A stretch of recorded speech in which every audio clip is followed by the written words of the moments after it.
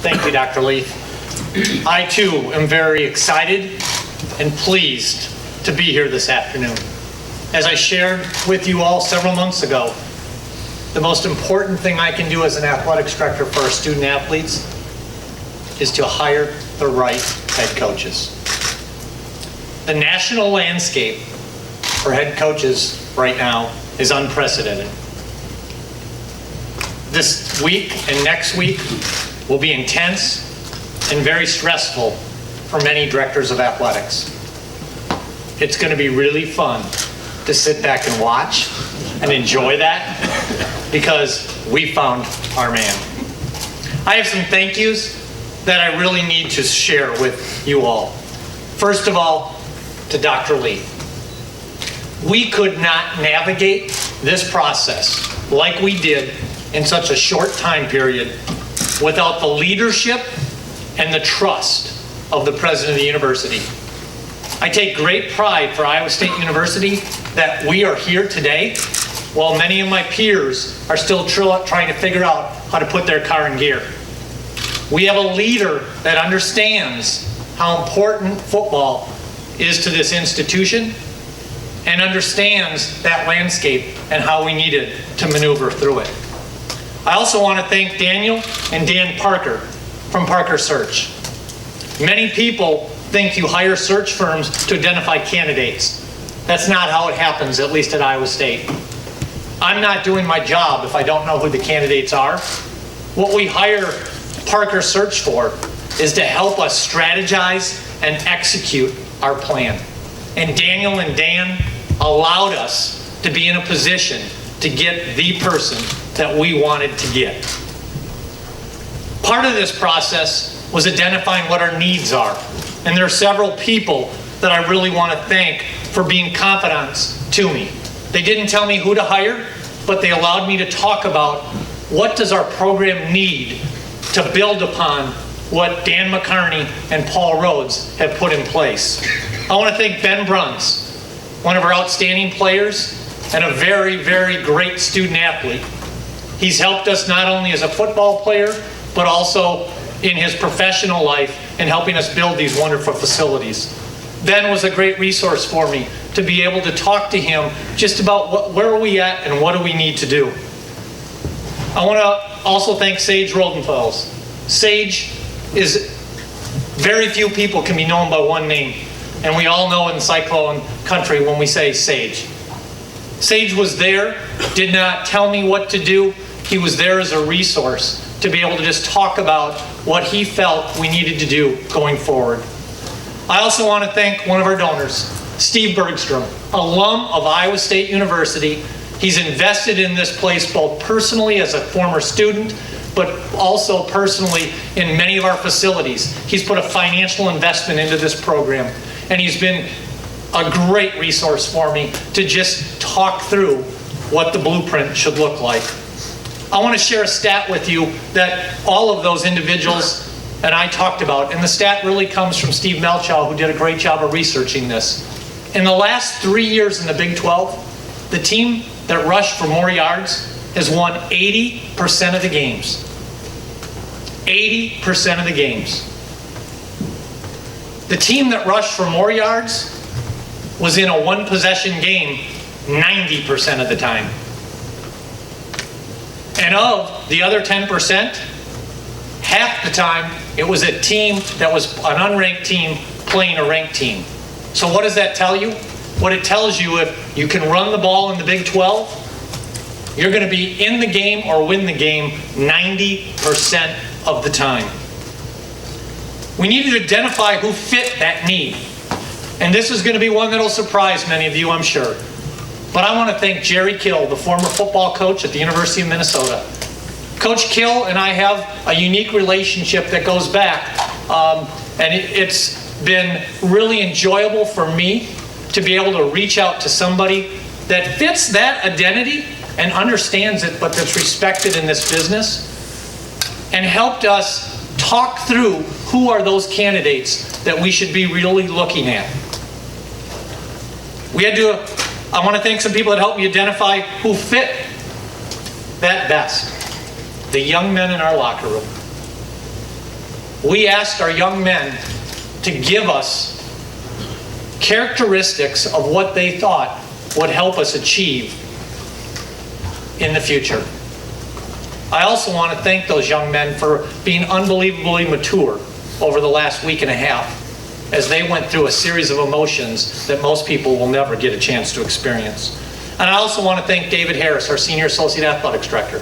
David was with me at my side throughout this entire process. A former football player at Ole Miss that's been here for 10 years, been with me for 14 years. We don't have to think what the other person's thinking. We know what the other person's thinking. And to have a person of that caliber at your side throughout this process allowed us to get where we're at. Why Matt? Why Matt? Number one, we were looking for a head coach. This job is hard enough without having to spend time trying to figure out what you're going to do and who you're going to do it with as far as your assistants. We wanted a head coach that knew what they were going to do and had done it before with their assistant coaches. We wanted a person that fit those needs. Tough-minded, Midwestern-based, run-first, who can recruit.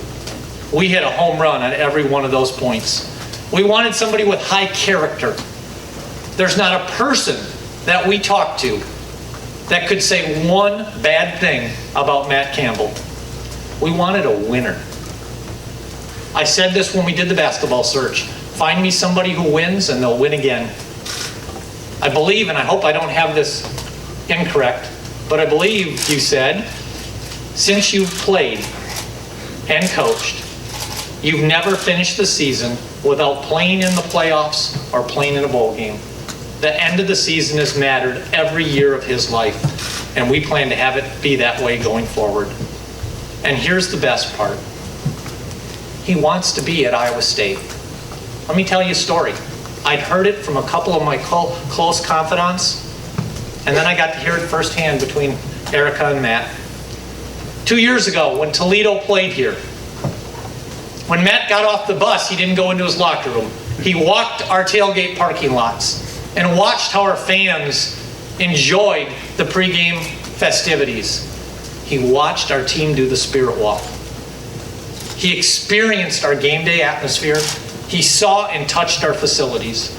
And after the game, he called Erica and he said, "You're not going to believe their fans, their game day atmosphere, and their facilities. I can envision us living in Ames, Iowa, and if that job ever comes available, it's the one I want." How, Matt? I believe fate played a big part of this, and so do they. I talked about the landscape and the ebbs and flows of the hiring process. We thought Matt wasn't going to be available to meet. He's a high character person. He said he absolutely would not meet prior to their team playing in the MAC championship game. I tried every possible way to not have that be the case. I called in every favor I could find, but he stayed steadfast to that belief.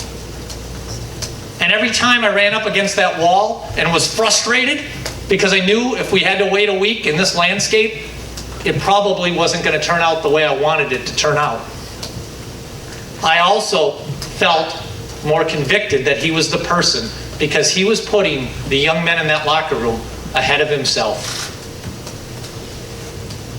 Fate came into play because he was available to meet on Saturday morning.